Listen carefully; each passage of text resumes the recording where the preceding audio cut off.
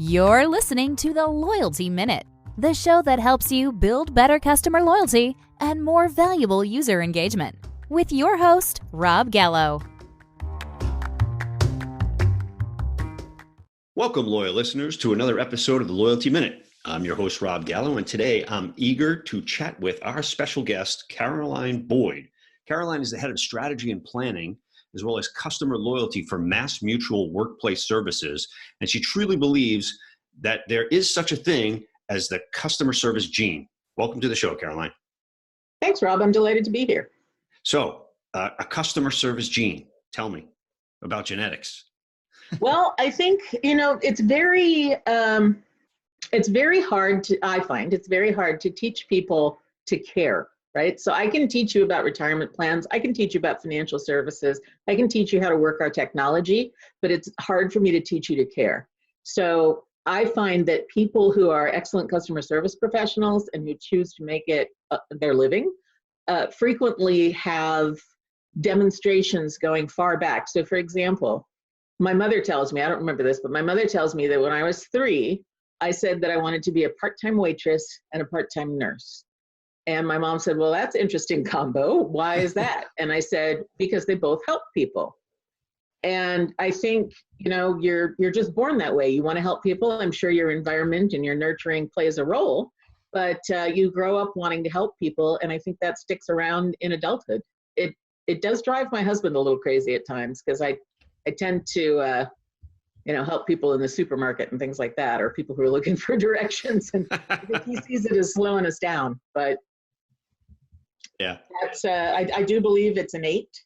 You can help people get better at it, but there is a customer service DNA. I hear you. So for those loyal listeners who don't know who you are and what you're all about, if you could just share maybe a quick background, a quick story about yourself. Sure. Well, clearly, given my belief, I hope that I demonstrate to my customers and my internal partners that I have that customer service gene. As you mentioned, I'm the head of strategy planning and customer loyalty for MassMutual Workplace. And we do retirement plans and protection products that are distributed through employers. So we work with advisors, we work with employer HR departments, we work with third-party administrators, and we are part of MassMutual's overall purpose to help people secure their futures and protect the ones they love.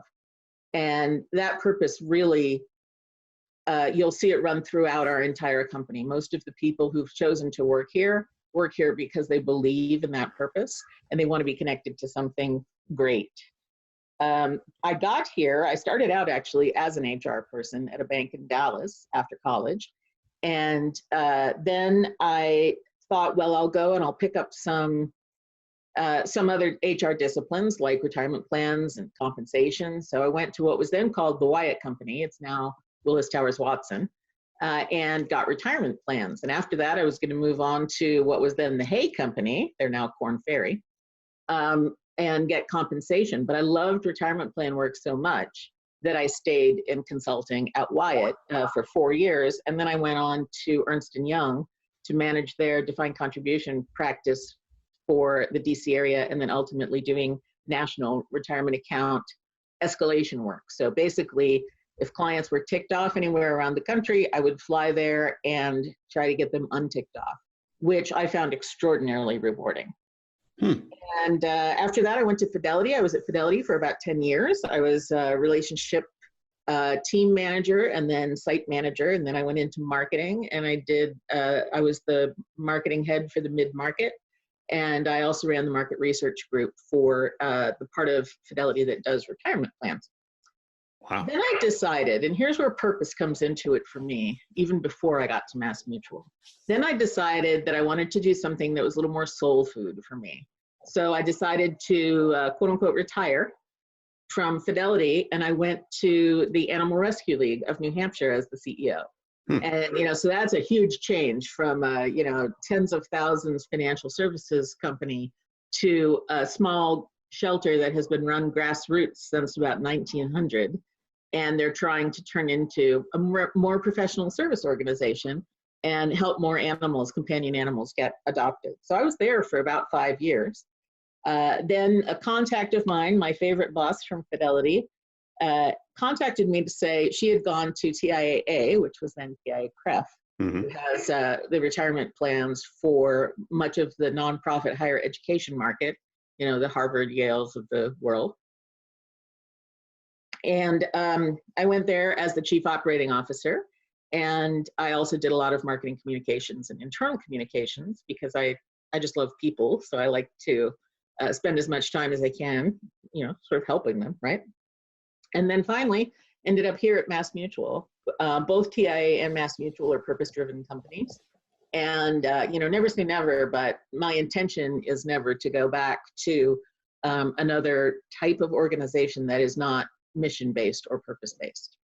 Wow, that's quite a storied past for sure. And speaking of stories, so one of the things that we do here on the podcast is we try to answer the questions in the form of a story. So what we found is that generally speaking, people have more context and concrete understanding about a story than they do about abstract numbers and statistics. So based on that, it again is historic past that you've been in the industry. What I want to ask you first is, what does customer loyalty mean to you as a consumer? How do you feel about it? Well, customer loyalty to me, and this is coming from a service industry, which is a little different. I know a lot of times customer loyalty focuses on retail and loyalty programs per se, or hospitality. But in financial services, it is a little bit different. So to me, it means two key things, and that's why creating an experience where a customer would at the end of the day say, why would I ever want to be anywhere else? And if you can create that, you have a customer for life. And I think the second part of it is that customer then becomes an advocate for you. So it's not just that, you say, can I use you as a reference? And they say yes, right? It's that they're out talking to their friends and their neighbors about the experiences that they've had. And if they're at conferences, they're telling people, oh, you've got to go to MassMutual because they're so fantastic. That's really what customer loyalty is to me. So could you think of a specific example for a company that you're loyal to, whether it's Starbucks or Apple or Best Buy, Walmart, for whatever reason, and the reason that you would be loyal to that company? Sure. I do have some different brands, that I am loyal to. But there are a couple of stories that pop to mind that I'd like to share. So one is that recently, with regard to Hilton hotels, the Hilton family of hotels, they've gone to a series of digital experiences where it's taken all of the inconvenience out of it, for me anyway. So I think that there are really two key drivers of loyalty. One is trust, because if you break trust, you have a really hard time creating or maintaining loyalty. And the second one is ease of doing business. So with the Hilton app on my phone, also connected to my my application at work, through which I have to book my travel. I book my travel online. It shows up in my Hilton app. I check in online. I go down there and I say I want a digital key. So I bypass the check-in desk. I go to my room. I'm just in the room overnight because I usually have pretty packed days when I'm traveling. So I'm in the room overnight, and then when I'm ready to go, I check out on my phone. My receipt shows up both in my email and on my app, and it shows up in my travel program at work as an electronic receipt, and boom, my expenses are done. So it's a real ease of doing business. They've made it very easy for me to choose their chain of hotels.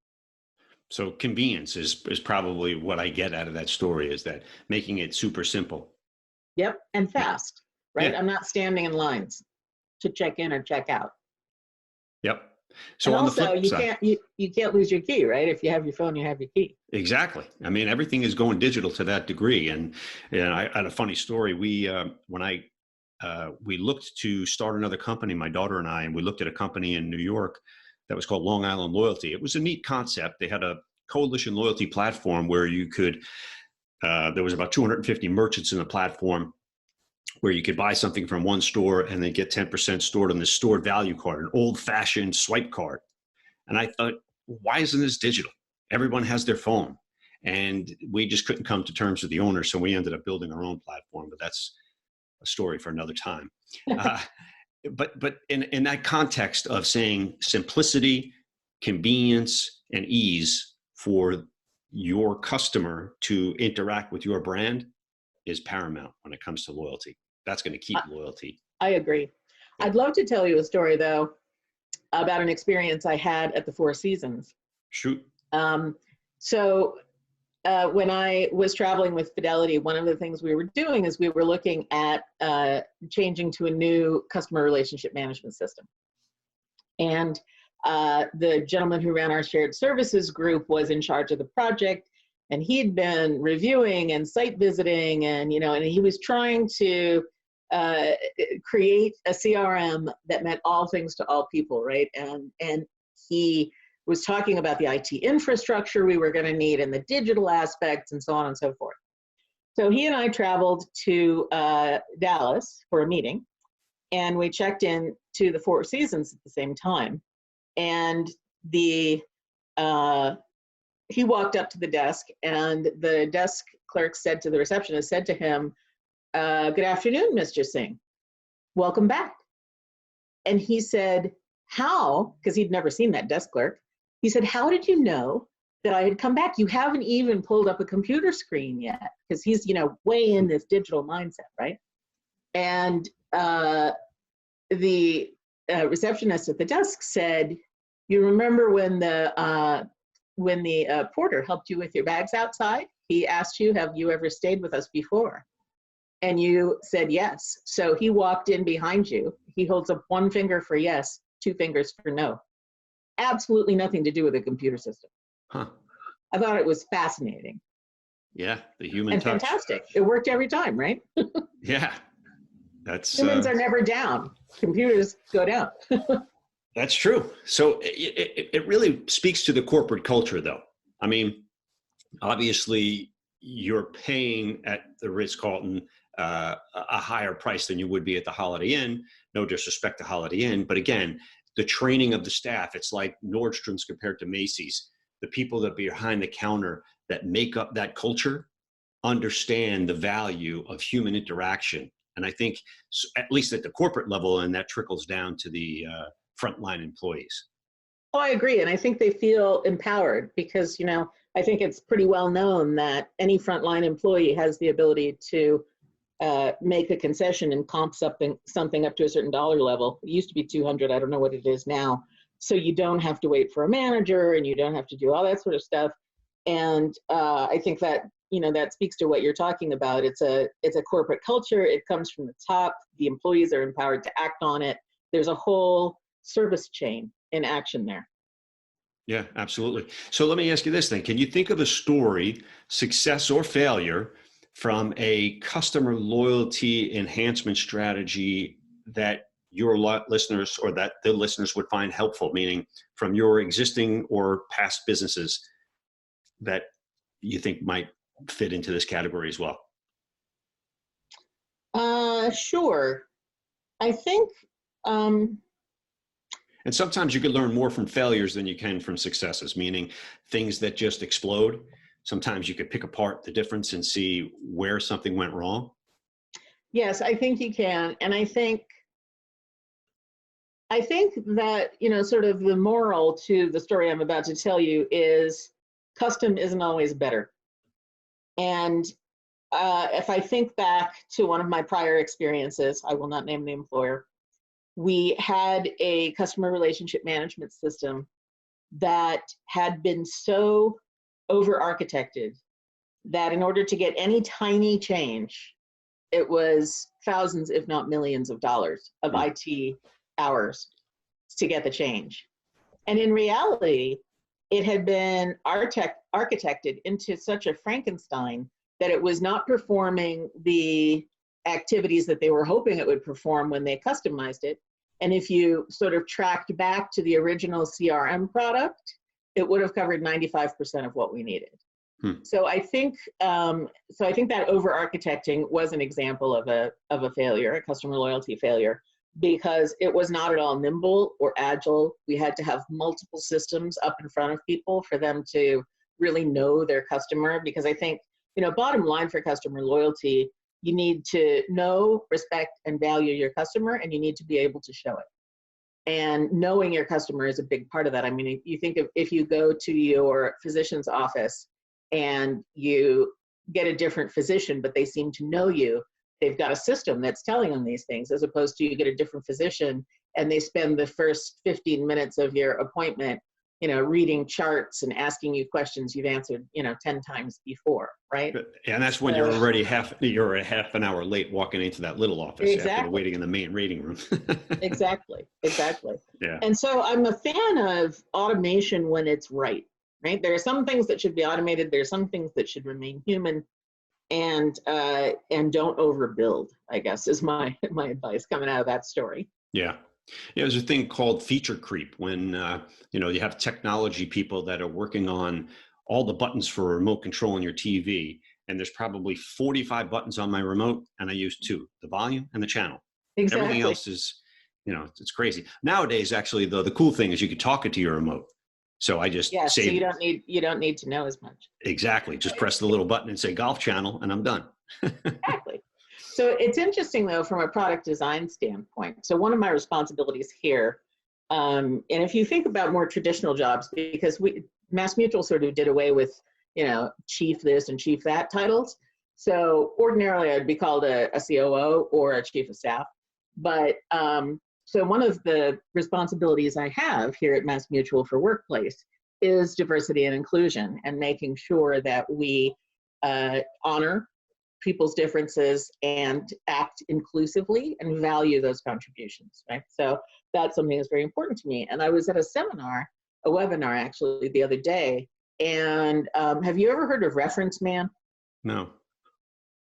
In product design, it can be a reference woman or reference child, but there are a lot of studies that talk about reference man. And reference man is who the person had in mind when they created the product. And sometimes it's just a comfort thing, like thermostats are built for the male metabolism, not the female metabolism. Sometimes it's a life or death thing, because people learn CPR on mannequins that are more responsive for male bodies than for female bodies. And it's true for gender, it's true for race, it's true for all sorts of dimensions, it's true for disabilities. And one of the examples that they gave about inclusive design, which I think is something that contributes to customer loyalty, was if you think about a staircase going into a building, right? That will prevent people in wheelchairs from going up and down. Mm-hmm. So let's say you put 2 ramps, 2 boards, if you will, on those stairs. Envision that. So now the wheelchair can go up and down on those 2, rails, for lack of a better term. But inclusive design would suggest that half of the entry is stairs, half of the entry is a ramp, and then people with canes, people with strollers, people with deliveries can use the ramp, right? So you've solved the problem for the person who was originally disadvantaged, but you've also created value for people you weren't even thinking about. And so I think, if anyone listening has product responsibilities, thinking about that, structural inclusion when you're doing product design is critically important to achieving product loyalty on the other end. That's 100% spot on. I agree, because what we call, I think you said research man? Reference man. Reference man. Yeah, what we call reference man is we build customer personas. Who does the customer look like? Because sometimes there might be multiple customers, exactly like you said, and you need to think about how each individual person or groups of people, you can't make it for every single person at scale, of course, but people that fit into certain categories that reach a certain criteria are going to need to be accommodated by your design or look or feel or whatever it is. So yeah, taking that into context, to consideration on the build is super important. And again, customer loyalty to a lot of people at the surface just means a rewards program. I get points, I come back and I spend more points. But it's really way more than that. It's into the brand's thought process, their message, their mission statement, how the corporate culture is. I think that all permeates through to what people become loyal to that organization just for that reason. So I'm not a coffee drinker, but Starbucks probably does one of the best jobs at making people feel included in that group, for lack of a better term, to enjoy their coffee, I suppose. I guess I'm not a coffee drinker. Yeah, I think they create a culture and it sort of becomes a cult, right? Yeah. It's just like the Kool-Aid, Jim Jones. For those Although two. hopefully more positive results. Yes, exactly.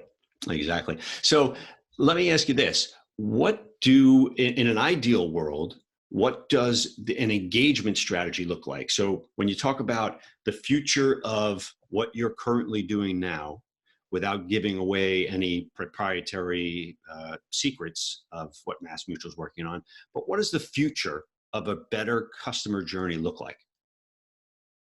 Well, I think it starts with customer feedback, right? You need, and actually, if you back it up from there, customer experience really starts with employee experience, right? So you need to make sure that you're listening to your employees, not only about their experiences with your customers, so they can tell you what customers like and don't like, but their experiences in trying to serve their customers. So for example, one of the things that we did recently was we wanted to cut down on some turnaround time. And we noticed that in our account management team, things were taking a little longer than we had hoped. So we sort of jumped in and did an assessment. And it turns out that the account managers who were responsible for getting all these answers to all these clients, the account managers could only answer 13% of the questions themselves. Wow. The rest of the questions had to be, they needed help from a partner, an IT partner, legal and compliance, the relationship manager, whoever it is, right? But only 13% was in their direct control. So, what we've done is we've tried to reorganize some of the work streams to make that information easier to get and to educate the people on either side of that service chain, sort of up and down the stream, as to what their impact is on the customer experience. Because I think one of the things that's really critical to understand in the service industry is that every single person from the maintenance crew on up to the CEO works for our clients. Whether you have client contact or not, you work for our clients. And so if you can get the people who are in the heart of the house to understand that they affect our clients, you get much better cooperation, much more empathetic value chains and service chains, and and just a much better client experience. Wow. Yep. All right. Well, let me ask you this. What sort of actionable advice could you share with our listeners that they could implement today to help them attract and retain more customers? Well, I think, the first thing is listen, right? Listen more than you talk, and make sure that you are understanding who your customers are, what they need, right? My 87-year-old mother doesn't want to be serviced the same way that a millennial does. She's not a digitally oriented person. She doesn't have a smartphone, right? But somebody in the millennial, or I'm on the tail end of the baby boom, I would much prefer to be served digitally, right? And there are several. My dad loved to do stuff before he passed away. He loved to do stuff online. So know who your customers are and how they like to interact with you. And then make sure that you are lining up to serve them in a way that is economically sustainable, right? Because it doesn't do them any favors if you go out of business. Right. And that you have a constellation of feedback. It's not all about surveys, right? Every single interaction with a customer is a point of feedback in that constellation, and it needs to have a closed loop, right? You need to have a way to be able to get back to the customer, and whether that's solving a specific problem, or whether that's saying, hey, Rob, you had a great idea the other day about this. And so I went and talked to my product folks, and they're going to implement this, and it's going in January, right? So whether it's strategic themes or whether it's account remediation or anything in between, you need to have a closed loop. And I think really importantly from a mindset standpoint, you need to serve your customers based on them.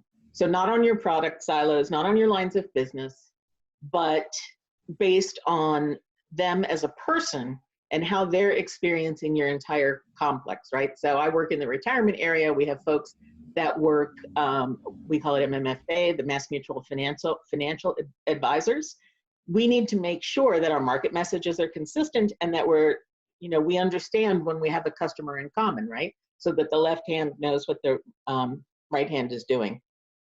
I think, sort of the last thing I would say is it is a privilege to serve. People who are in customer service positions, it's a tough job sometimes, particularly people on the very front lines, but it is an absolute privilege to serve, and you should never take your customer's business for granted. You should always say thank you in a way that's meaningful to them. And, one of the things, like with Hilton, last time I was staying at a Hilton in Springfield, Massachusetts, and some guy named Bill accidentally charged his room service to my room. So I called them up, and I'm giving him the benefit of the doubt on the accidentally. So I called them up and I said, hey, this isn't me. Can you reverse it? And they said, yes, let us look into it and call you back. So they did. And the guy who called me back says, I'm really sorry this happened. It wasn't their fault because their room service is delivered by a restaurant that's next door to them. So they just get the tickets from that restaurant and they put it on the bill, right? So they said, I'm really sorry that this happened. Is there anything I can do to make it right? Other than, of course, reverse the charge. I said, no, that's fine. They said, would you like some points in your account? I said, no, I'm good, because I'm not one of those people that's very loyalty point oriented. And he said, well, I appreciate you saying that, but I'm going to put 5,000 points in your account anyway. And I really appreciated that. He didn't have to do that. I'd already told him he didn't have to do that, but it was a really nice gesture for him to do that. And I felt valued as a customer. Sure. And I think if you can make people feel valued and keep that, that perspective of gratitude and privilege to serve, that you can't go wrong. When I worked for the Animal Rescue League of New Hampshire, and I'm actually amazed that none of my 5 dogs at the moment, 4 of mine and a guest dog, haven't barked during this interview. When I worked at the Animal Rescue League of New Hampshire, they had a thank you program in place for donors, right? But it didn't feel very personal to me. So when I went there as the CEO, I revamped it. And I left the Animal Rescue League to go to TIA in 2007. I was there for 5 years. I left, not in 2007, in 2011. So we're now in 2020. I still run into people in the grocery store who say to me, oh, I loved getting those thank you notes from you. They were handwritten, right? And they always had a picture of animals and how they were helping. And they still say to me to this day, 9 years later, I loved getting those thank you notes. I never get handwritten thank you notes, and I miss those so much. Yeah. And, little things can go a long way if they're authentic and sincere. Absolutely. So the actionable advice, I think, first off, what you said, something that really hit home with me, is that God gave you 2 ears and 1 mouth. Use them in that ratio. I've loved that saying for a long time. But listening to people's responses through email conversations that your customer service frontline people or chat are having with them is probably 10 times more valuable than survey responses. Because I think people answering surveys are just answering for the sake of, hey, maybe I'll get a free bonus or something. But again, reading through and reading between the lines from the customer service front of what your frontline employees are dealing with when they deal with customers and how they respond is paramount. And that's how you really, I think, set apart your company as a thought leader when it comes to engaging with their customers as they want to be spoken to in the right methodology and things like that. Yeah, great stuff. I could not agree more. Surveys are important. They matter, right? But they are not the be all end all. And to your point, they are absolutely not the best source of actionable information. Yeah. Well, Caroline, listen, I think we're about to wrap up our time, and I want to say I sincerely appreciate you taking your time. I thought the insightful conversation was spot on, and I hope a lot of listeners learned from that. If listeners want to get a hold of you for more information, what's the best way they could do that? Probably the easiest way is to find me on LinkedIn.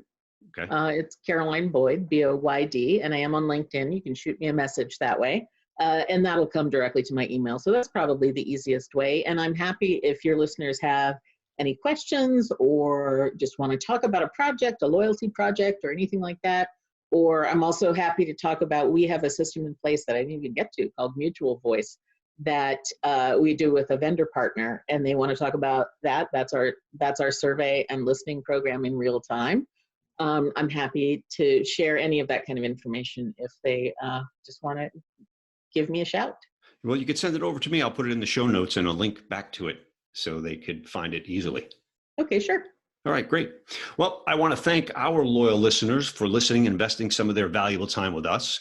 If you feel you received value from the show, we would appreciate a 5-star review on your favorite podcast streaming service. If you think you know someone who else also might value listening from the show, please share the podcast. To reference this and other Loyalty Minute episodes, please visit theloyaltyminute.com. Enjoy.